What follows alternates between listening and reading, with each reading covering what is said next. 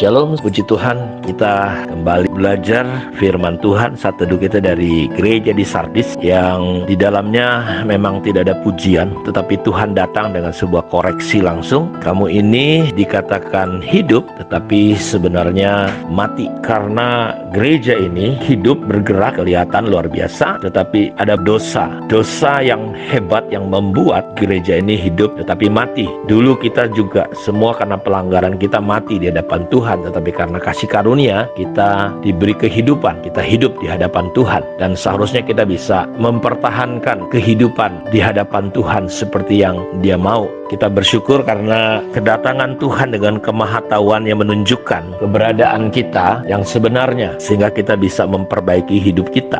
Ada satu kejadian yang saya coba bandingkan dengan apa yang Tuhan katakan kepada gereja di Sardis tentang apa yang dikatakan di kitab Daniel ketika satu hari seorang raja bernama Raja Belsasar. Dia melihat ada satu punggung tangan menulis satu tulisan di dinding, dan hal itu membuat Raja Belsasar menjadi ketakutan, wajahnya jadi pucat, dan dipanggil semua orang pintar, orang bijak di negeri itu, dan tidak ada satupun yang mampu membaca tulisan itu. Di situ ada seorang hamba Tuhan bernama Daniel. Daniel mengatakan dalam kitab Daniel 5 ayat 24-27, sebab itu ia menyuruh punggung tangan itu. Kenapa punggung tangan itu menulis tulisan itu di dinding? Karena kalau saudara perhatikan kisah sebelumnya adalah mereka mengeluarkan perkakas-perkakas yang dulu dijarah oleh ayah daripada Belsasar, Nebukadnezar. Barang-barang kudus itu dipergunakan secara tidak benar. Itu yang menyebabkan ada tulisan di dinding yang dia tidak bisa baca. Lalu ayat ini berkata begini, sebab itu ia menyuruh punggung tangan itu dan dituliskanlah tulisan ini. Maka inilah tulisan yang tertulis itu, Mene Mene Tekel Uparsin.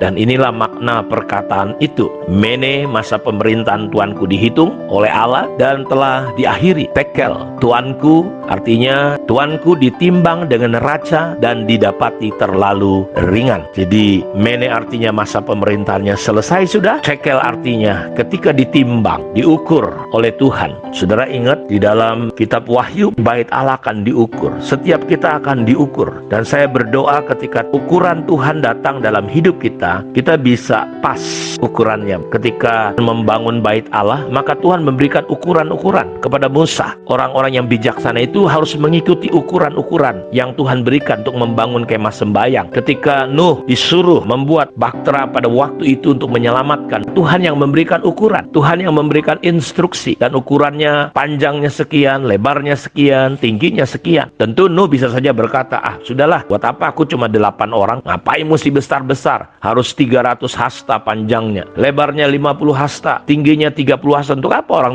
cuma 8 orang, terlalu besar. Tetapi Nuh belajar taat. Jadi ketika Tuhan memberi ukuran dan ketika Tuhan mengukur, ternyata didapati Raja Belsasar ringan di hadapan Tuhan. Biarlah renungan tentang gereja di Sardis ini, di mana Tuhan berkata, engkau dikatakan hidup. Siapa yang mengatakan hidup? Tentu adalah orang-orang yang berbeda cara penilaiannya dengan cara penilaian Tuhan. Tetapi Tuhan mengukur. Ternyata ketika diukur oleh Tuhan, sama seperti Belsasar, engkau tidak pas dengan ukuran Tuhan. Ukuran manusia mungkin engkau hebat, tapi ukuran Tuhan, engkau mati. Kalau Bapak Ibu mendengarkan kata mati, jadi mengapa mati? Karena ada dosa. Kita teringat peristiwa pertama kali ketika manusia jatuh ke dalam dosa di kitab Kejadian pasal 3. Iblis datang memakai ular dan menipu manusia pertama. Kalau saudara baca kitab Kejadian pasal 3, adapun ular ialah yang paling cerdik dari segala binatang di darat yang dijadikan oleh Tuhan Allah. Ular itu berkata kepada perempuan, tentulah Allah berfirman, semua pohon dalam taman ini jangan kamu makan buahnya, bukan? Iblis menipu, semua pohon dalam taman tidak boleh dimakan. Padahal Tuhan gak pernah berfirman seperti itu. Tetapi karena wanita ini, saudaraku, tidak mendapatkan firman secara langsung, iblis menipu Hawa. Tuhan berkata semua pohon dalam taman ini boleh dimakan, kecuali pohon pengetahuan baik dan jahat. Tetapi iblis membalik. Saudara lihat, jadi gereja diusahakan untuk mereka tidak hidup dalam kebenaran, tetapi hidup di dalam dosa, hidup dalam pemberontakan yang menyebabkan kematian. Dosa adalah pemberontakan kepada Allah. Lalu saut perempuan itu kepada ular, buah pohon-pohonan dalam taman ini boleh kami makan, tetapi tentang buah pohon yang ada di tengah-tengah taman, Allah berfirman, jangan kamu makan ataupun raba. Ini salah lagi, bukan tidak boleh diraba, yang benar adalah tidak boleh dimakan, nanti kamu mati. Tetapi ular itu itu berkata kepada perempuan itu, sekali-kali kamu tidak akan mati, tetapi Allah mengetahui bahwa pada waktu kamu memakannya, matamu akan terbuka dan kamu akan menjadi seperti Allah, tahu tentang yang baik dan yang jahat. Benar saja, ketika mereka makan dari pohon itu, Tuhan udah berfirman sebelumnya, kamu mati. Jadi dosa selalu akan membawa kematian secara rohani. Orang berkata, kenapa ya Pak Dion kok buktinya mereka nggak mati? Saudara, secara rohani mereka mati, dan akhirnya mereka juga mati. Adam dan Hawa pada umur 900 sekian tahun mereka mati. Harusnya mereka menikmati sebuah kekekalan. Jadi dosa adalah kita akan mengalami kematian, terpisah dengan Allah untuk selamanya. Karena itu perhatikan, satu hari kita akan mati dan kita akan menghadapi kekekalan. Dosa bukan hanya memisahkan roh kita dengan tubuh kita, tapi dosa membuat kita terpisah selama-lamanya dengan Allah. Karena itulah gereja di Sardis hidup tapi mati, artinya ada dosa. Dan ini yang perlu kita perhatikan. Biarlah ketika kita mati, kita masuk dalam kekekalan, bukan neraka. Dan bukan hanya neraka persoalannya, untuk selama-lamanya kita terpisah dengan Allah. Karena itu bangunlah, kuatkanlah apa yang ada pada kita, bertobatlah, berjalanlah bersama-sama dengan Tuhan. Shalom.